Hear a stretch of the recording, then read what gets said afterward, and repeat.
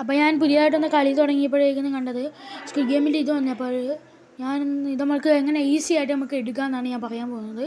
നമ്മൾ daily missions എടുക്കുമ്പോൾ daily login എന്നും കിടപ്പുണ്ട്. അത് നമ്മൾ ലോഗിൻ ചെയ്ത 2 ഇത് കിട്ടുന്നതാണ്. പിന്നെ BRO CS 8 മിനിറ്റ് കളിച്ചാൽ നമുക്കത് കളിക്കാം. CS എടുത്താലും മതി. പിന്നെ BRO CS 30 മിനിറ്റിനുള്ളിൽ നമുക്ക് BR കളിക്കാം. പിന്നെ deal damage 300 damage in BRO CS. CS നമുക്ക് ഡാമേജ് ചെയ്യാവുന്നേ ഉള്ളൂ. Deal 3500 damage BRO CS. അത് നമുക്ക് BR തന്നെയോ അല്ലെങ്കിൽ CS തന്നെയോ നമുക്ക് ചെയ്യാവുന്നതാണ്.